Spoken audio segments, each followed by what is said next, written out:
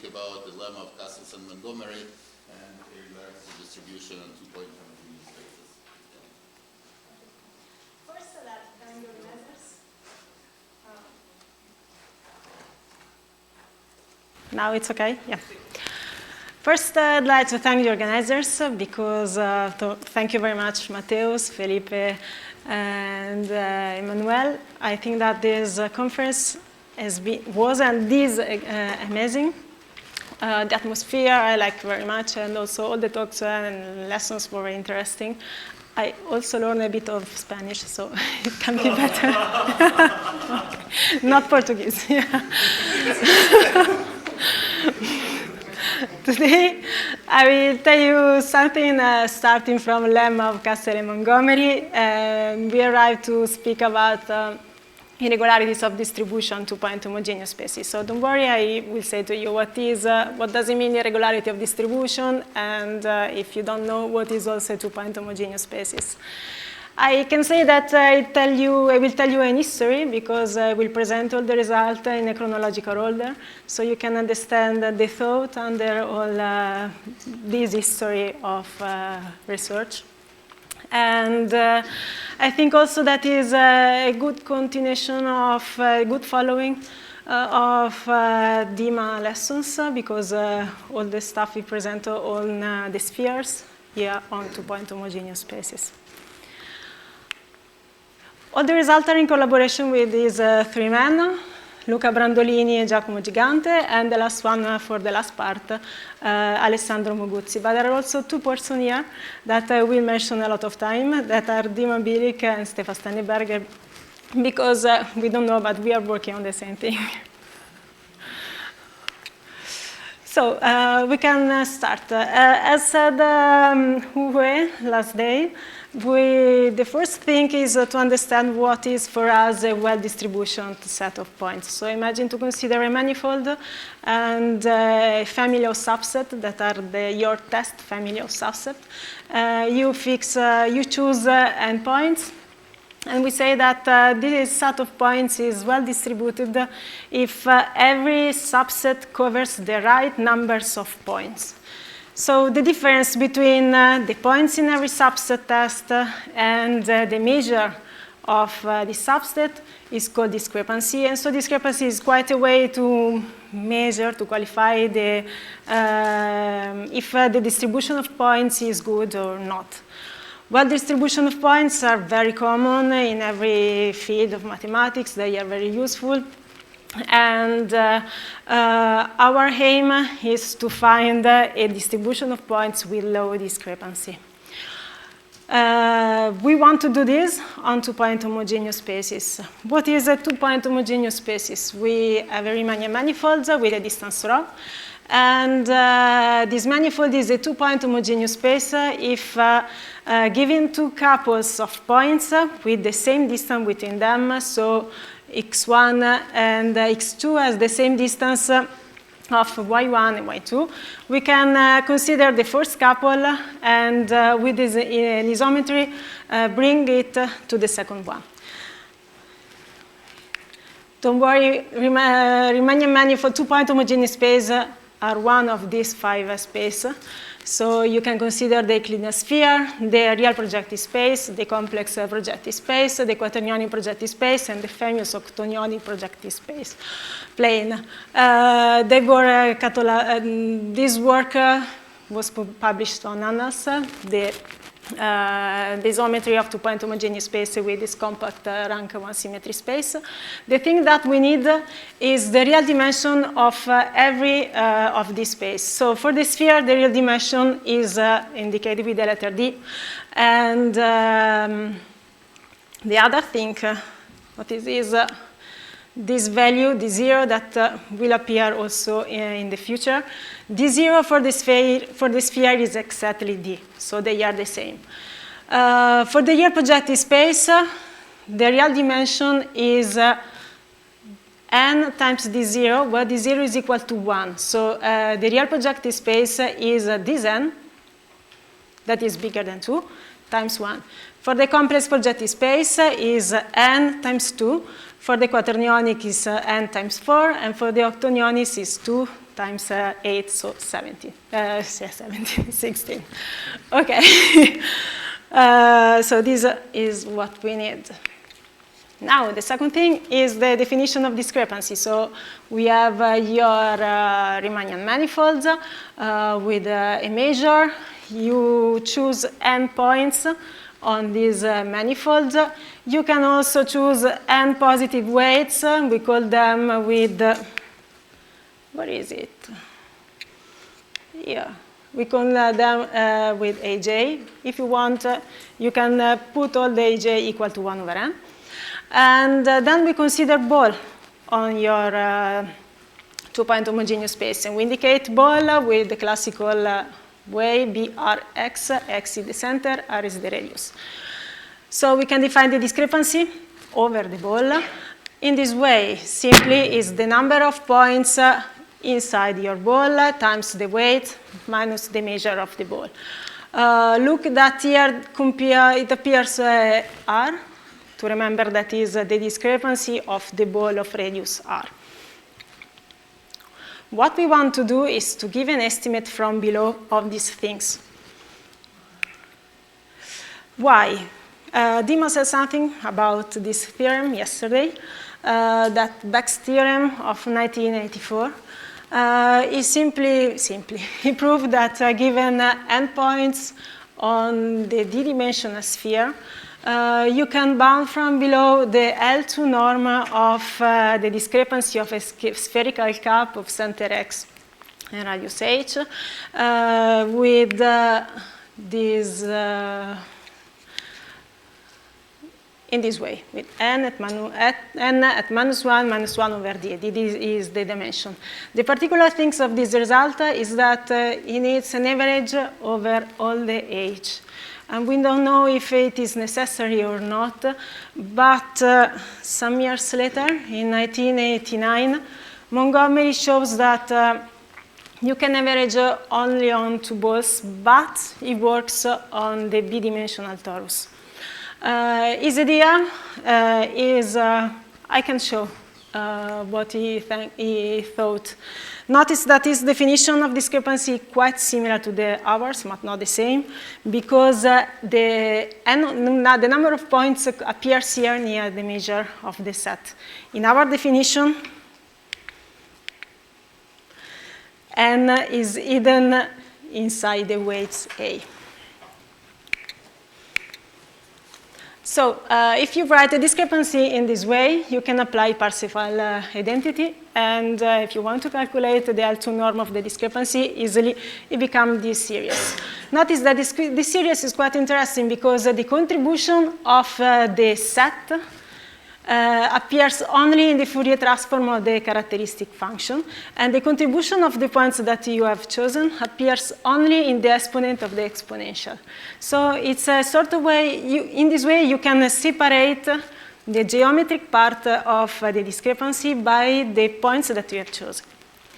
The bad thing is that the Fourier transform of a characteristic function of a set can be 0, and so from here, you obtain the trivial estimate that the L2 norm of something is greater or equal to 0, and it's not so useful.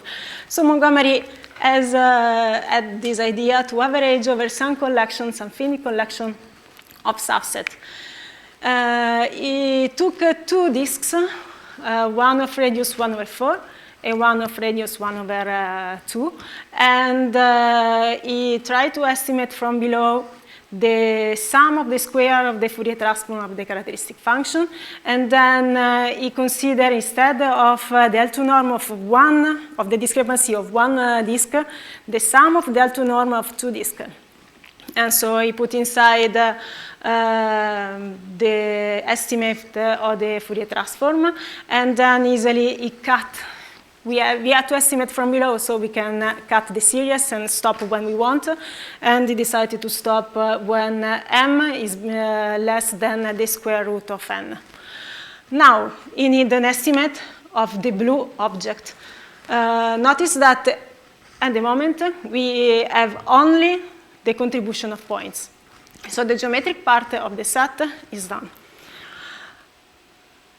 This is a sum of exponential, a sum of complex number, and it is quite common also this in mathematics, like in number theory, and also in complex analysis. Indeed, Cassels in 1956 has an estimate of the sum of complex numbers.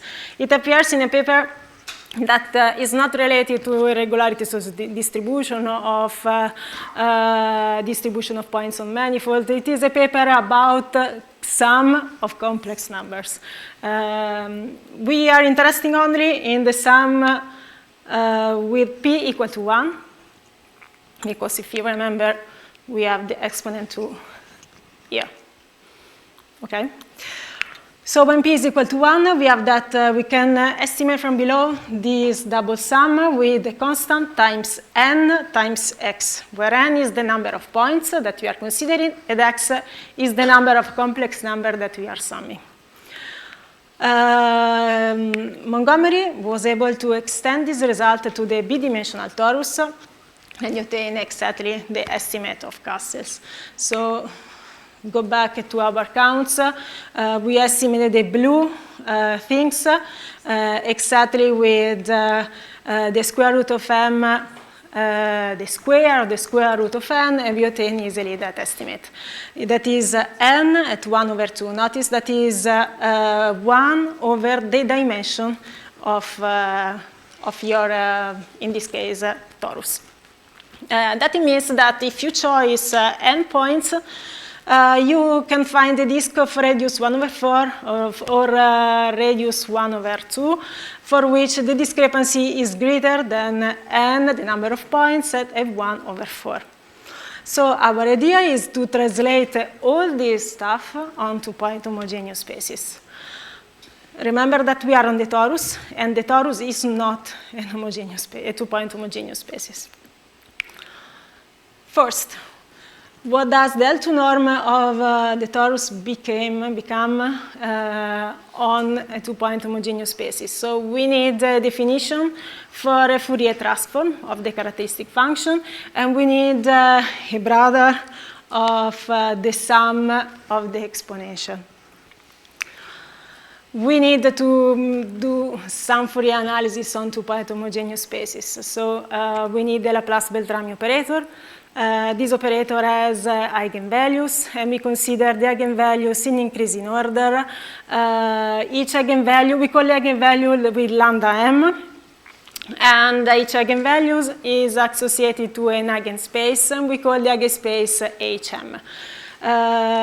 Also, we said this thing, each eigenspace has a dimension that we call dm, that is quite m at d minus 1.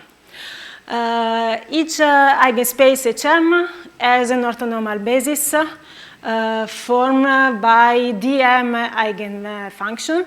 We call the eigenfunction with the letter y. And so each zonal spherical function can be written as a combination of this eigenfunction. The most important zonal spherical function for us is the first one with m is equal to 0, when we consider x equal to the North Pole. So notice the fact, if you have a two-point homogeneous space, if you fix a point, we call it VO, you can identify your space, your manifold. Yeah? Can you try to give us like what is this representation using this project? I can go back. What is it? Can you just describe it again, please? I repeat these things. Okay, so we consider the Laplace-Beltrami operator. This operator has eigenvalues, and we call it with lambda m. And we consider eigenvalues in increasing order, so the first one is equal to 0. Each eigenvalues has an eigenspace associated called the hm, and hm has a dimension that we know it's quite m at d minus 1. Each eigenspace has also an orthonormal basis formed by eigenfunction, and we call the eigenfunction with the letter y. And so each zonal spherical function can be written as a combination of these eigenfunctions. Okay? Perfect. If you have, I was saying, if you have a two-point homogeneous space and you fix a point, we call this point with the letter O, then we can identify our space with G over K, where G is the group of isometries. Remember that the isometry has fundament on two-point homogeneous space, and K is the group that stabilizes the point O. So we can say that O is our north pole, if you want. The zonal spherical function of degree M and center O form an orthonormal basis of L2. We have also this coefficient to normalize all the things. And the interesting thing is that this zonal spherical function is related to Jacobi polynomials. So we can write the zonal spherical function of degree M in this way using Jacobi polynomials. It appears the coefficient A and B. A is connected to the dimension of your space, and B is connected with D0. For the sphere, D0 is equal to D, so A and B are the same. For the other space, D0 change, and it is, you can see the colors 1, 2, 4, 8, and so B is a fixed value and A can change. So you mean orthonormal basis of functions that depend on the distance only, right? Yeah, yeah, yeah. So we have all the ingredients to translate what appears on the two-dimensional torus on our manifold. The Fourier transform of the characteristic function of your set become easily the Fourier transform using zonal spherical function of the ball. And the sum of exponential becomes this sum where appears the eigenfunction of order M. Notice that on the torus, the exponential is exactly the eigenfunction from the Laplace-Beltrami operator. So what we need is to give an estimate from below of this thing. Remember that Montgomery sum consider two balls and sum their discrepancy, so we do exactly the same, and we obtain the blue part and the orange one. We have to give an estimate of both the things. It's quite awful to read, but remember that the blue part is the sum of exponential, and the orange one is the sum of Fourier transform, and so it is. For the blue part, first result in this direction, that is the lemma of Cassels and Montgomery on the torus. The first result in this direction for manifold appear in this paper by Bilyk-Dai-Steinerberger, where they give an estimate from below exactly the thing that we need. In this estimate appear this red factor that is x at d over log x at d over 2. X is where the countator of the eigenfunction stop. Their idea is easy but also quite genial. They easily estimate from below using something that is less than 1. So they multiply their sum with this exponential with eigenvalue and exponent. It is less than 1.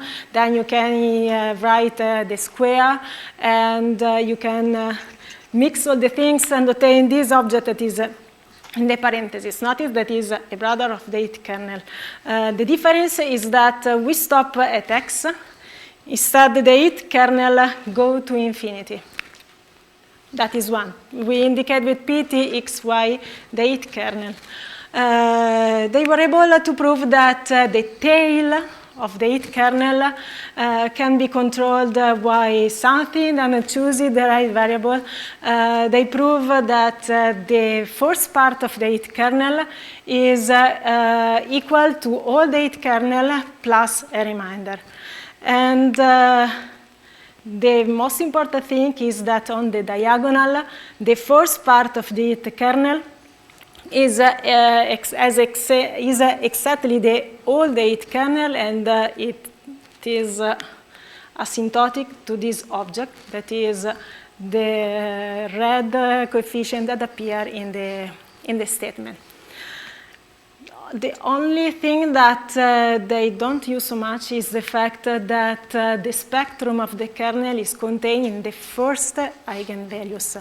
And so if you work a bit using Damar parametrics, I don't enter in details because they are so boring, you can easily build you can build a kernel using also this factor. We insert this function h that has all the characteristics of the exponential, and plus we have that this kernel and the diagonal is like x at d. So we substitute x at d over the logarithm only with it xt, and this estimate is sharp. We can prove that this estimate, this result, is the sharp lemma of Cassels and Montgomery on manifolds, on general manifolds.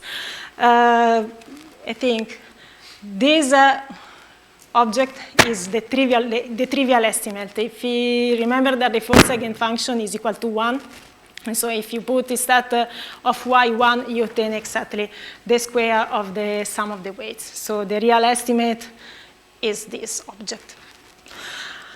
Okay, so we have an estimate for the blue part, check. Now we need an estimate for the sum of the Fourier transform. First, we know that the Fourier transform of a ball can be written using Jacobi polynomials in this way. That is known, and you can find it in a lot of books. The coefficient is a plus 1 and b plus 1. Remember, the a depends on the real dimension, and b depends on the 0.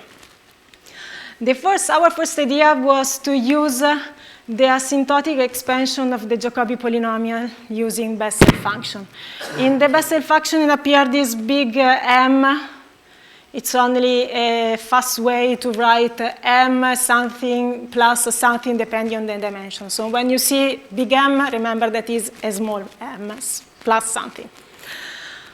So we put this expansion, this asymptotic expansion, inside our equality, and we obtain these things. Notice that you have fixed R, the radius, and so the most of the terms are fixed, depending by the radius, that is a number, by A, that is a number, by B, that is a number. The only thing that can change is this dm, that is quite m at d minus 1. It is big M, this factor, and the argument of the Bessel function. But the m and the big M at minus a minus 1 can't be 0. The only thing that we have to study, to be careful, is the Bessel function.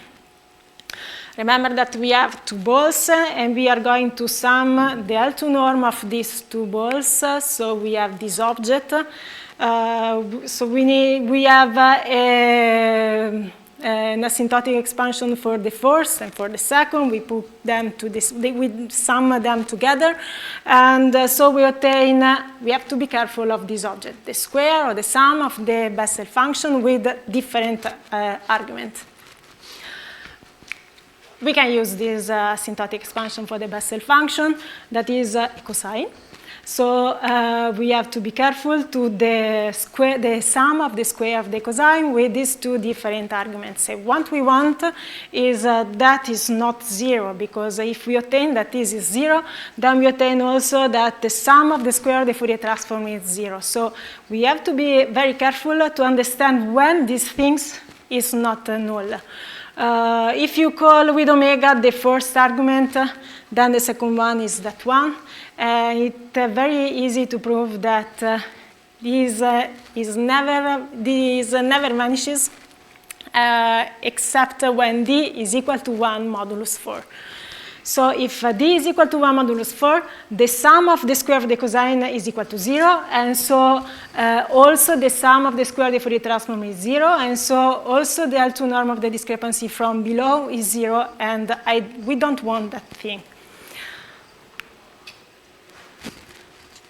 we have proved these things. We have proved that if D is not equal to 1 modulus 4, the sum of the square of the Fourier transform can be bounded from above by the thing that appear in the in the expansion of the Jacobi polynomials. And so putting everything together, we have exactly the estimate of Montgomery for two-point homogeneous space, n at -1 over d. Remember that Montgomery used discrepancy normalized in a different way, so this n was in another place of the definition of discrepancy, but he has 1 over 2, and the torus was bidimensional, and we have exactly 1 over d, and d is the dimension of our place. So when d is equal to 1 modulo 4, is it possible or not? It's possible only if you have chosen the sphere on the real projective space.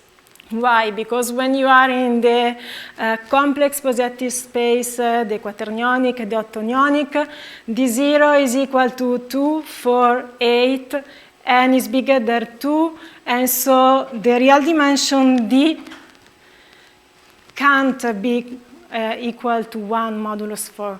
So for the complex, the quaternionic, the octonionic, we have exactly the result of Montgomery. In the other, for all the dimension. In the other case, sphere real projective space, we have this problem with the dimension. In that paper, in the beginning, we try also to do something with one ball because we want that the Bessel function is not null. So maybe we can go to study where the Bessel function is 0, where are the 0 of the Bessel function, and working a bit, you can obtain this estimate, but it's not optimal, and it holds for almost a VR. So it is a first step in the direction of the estimate of the L2 norm of one ball. But in the other part of the world, Bilyk, Dai-Steinerberger was studying the same problem on the sphere. This is a synthesis of the result.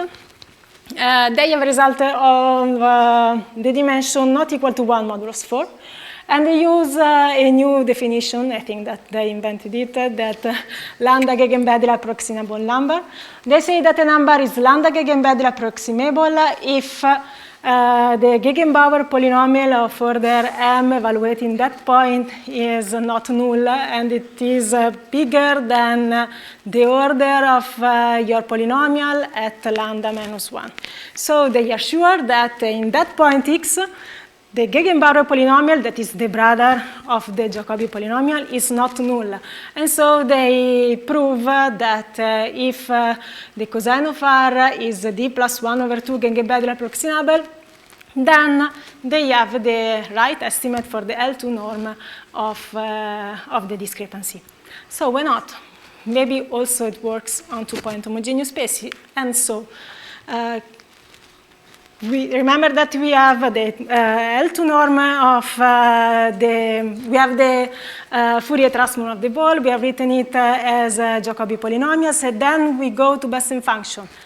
Now we stop at Jacobi polynomials, and we use the asymptotic expansion of Jacobi polynomials, where appear a cosine of something. What we want to do, we want that the cosine is not null. So we want to find for which radius the cosine is positive. First, we try with r over pi, not in Q, and it's easy to show that it's impossible that this cosine is not null. So we need that the radius over pi is a rational number, p over q, and p over q we take it that are coprime.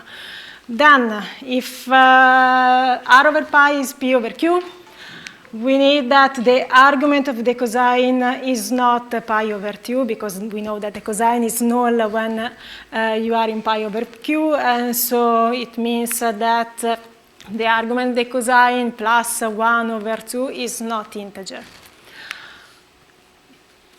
We multiply by q, we make counts, and we obtain that this nice thing is not a multiple of q. We call the blue part as gamma, the red part as delta. And so we want that gamma p più delta q is not an integer. Notice that if it is an integer, then this equation has integer solutions, and then all become null. So what we have proved? We have proved that if gamma is equal to this thing, and delta is equal to that thing, to that red things, and gamma p più delta q is not integer, the Jacobi polynomial is not zero, and we can control it from below by m at -1/2. If and only if the radius that you have chosen over pi is a rational number, p over q. So we have to choose a ball with exactly that radius, a radius of that time. So we put together. We have an estimate from below of the Fourier transform of our ball. Remember that alpha is a plus 1, beta, so you put all in order with the right coefficients.